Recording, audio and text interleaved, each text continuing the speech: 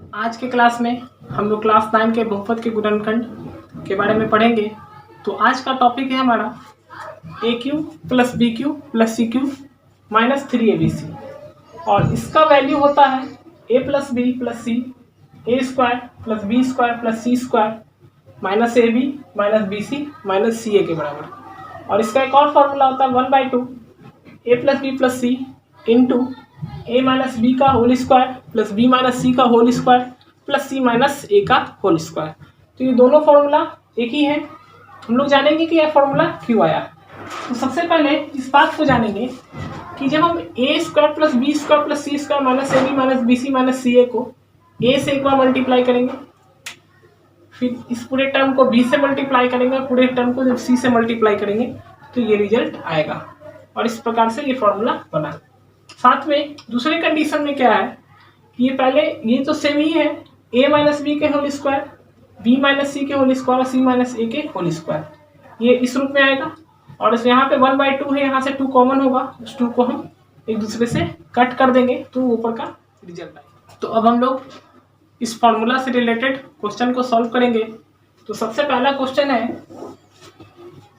ए cube plus B cube minus C cube plus 3abc। ये question formula के ही तरह है, लेकिन यहाँ पे एक डिफरेंस ये है कि हम लोग के फॉर्मूला में c प्लस था, जबकि यहाँ पे c जो है वो क्या है, निगेटिव है। तो इसका मतलब क्या है, हम इसे इस प्रकार से लिखेंगे a का क्यूब प्लस b का क्यूब प्लस माइनस c का क्यूब। जैसे देखिए हम लोग फॉर्मूला पढ़े हैं ए प्लस बी ए cube B cube plus C cube के फॉर्म में, तो हम इसको उसी फॉर्मूला के रूप में लिखेंगे।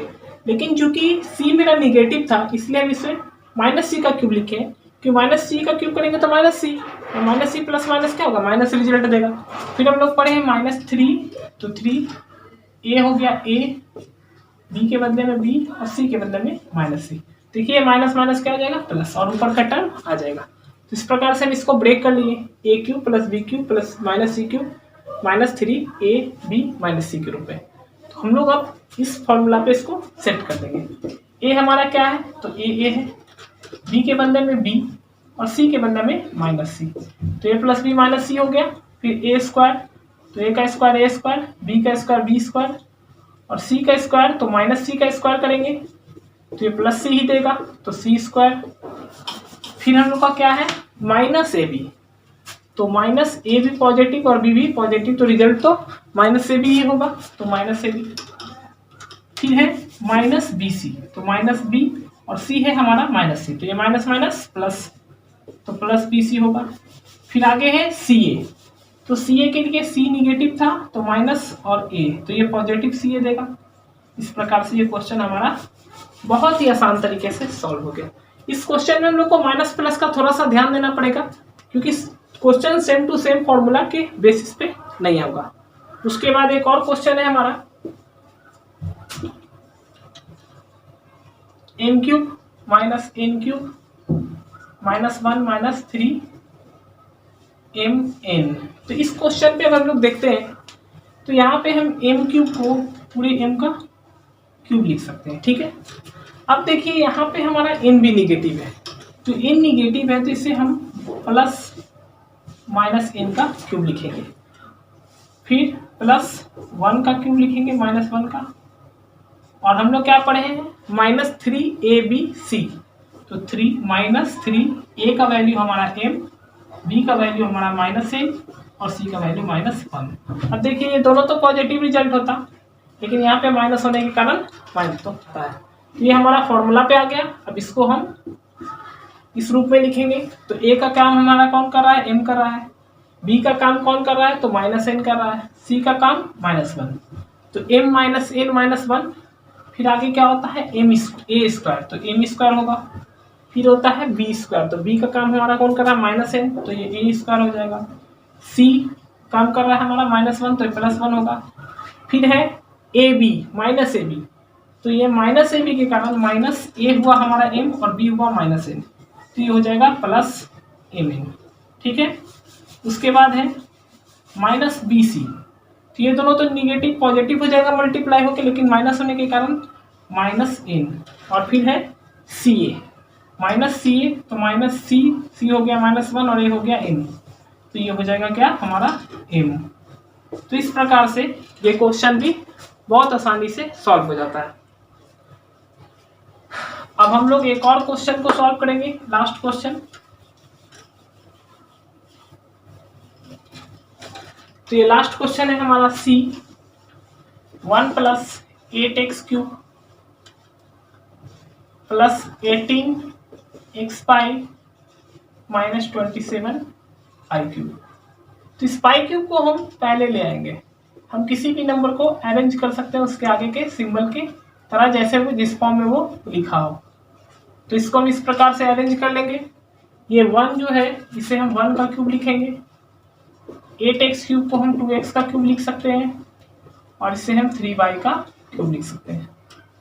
बीच का टर्म लास्ट वाला जो है ये 3abc का रूप होगा, तो हम इसे +3 इंटू a का वैल्यू है 1, b का वैल्यू है 2x और c का वैल्यू है हमारा -3y।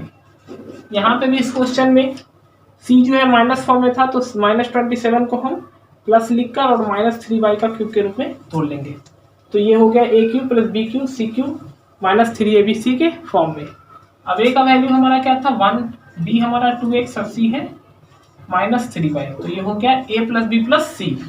फिर होता है a स्क्वायर, तो a का स्क्वायर 1 का स्क्वायर 1, b स्क्वायर तो 2x का स्क्वायर 4x स्क्वायर, फिर c का स्क्वायर, तो c जो है हमारा -3y है, तो -3y का स्क्वायर हो जाएगा 9y²। फिर होता है -ab, तो -ab के लिए a हमारा 1 और b है हमारा 2x, तो -ab का फॉर्म हो जाएगा -1 × 2x, तो क्या हो जाएगा रिजल्ट 2x होगा। फिर है -bc, तो b तो 2x और c है हमारा 3y, तो हो जाएगा +6xy। और लास्ट टर्म है ac, तो -3y × 1, तो ये हो जाएगा 3y। तो इस प्रकार से ये क्वेश्चन भी सॉल्व हो जाता है।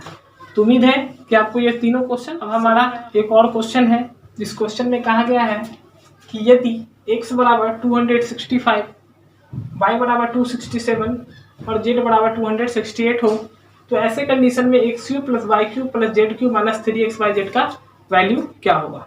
तो ये क्वेश्चन, ये नीचे वाला जो हम लोग का फॉर्मूला है, इस फॉर्मूला पे सॉल्व होगा। तो चलिए इसको सॉल्व करते हैं। तो हम लोग जैसा कि पढ़े हैं, यहाँ पर x के बदला में a है, मतलब इसको हम इस प्रकार से लिख सकते हैं x³ + y³ + z³ - 3xyz बराबर 1/2 x + y + z। इसे हम x - y का होल स्क्वायर के फॉर्म में तोड़ना चाहेंगे, तो x - y का स्क्वायर प्लस y - z का स्क्वायर प्लस z - x का स्क्वायर। तो इस रूप में हम इसको ब्रेक तोड़ेंगे। तो 1/2 x का वैल्यू कितना हमारा 265 है, y का वैल्यू कितना है 267 है, और z का वैल्यू है 268। तो इसको इस प्रकार से लिख देंगे।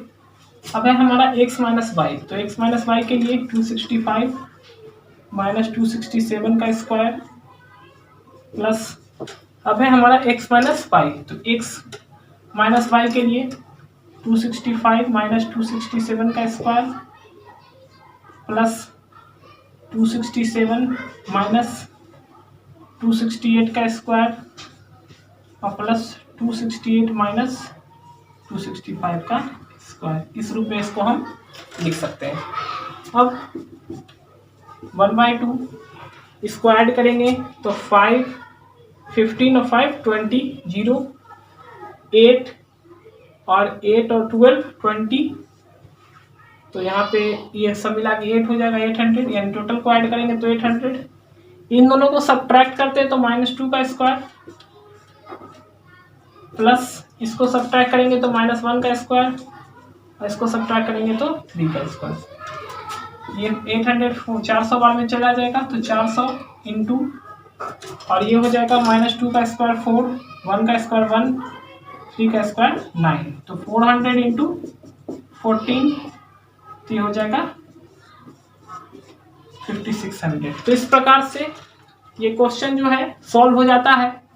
और उम्मीद है कि आपको आज का क्लास अच्छा लगा हो। अगर ये क्लास आपको अच्छा लगा हो तो इस क्लास को लाइक करें और इस चैनल को सब्सक्राइब करें।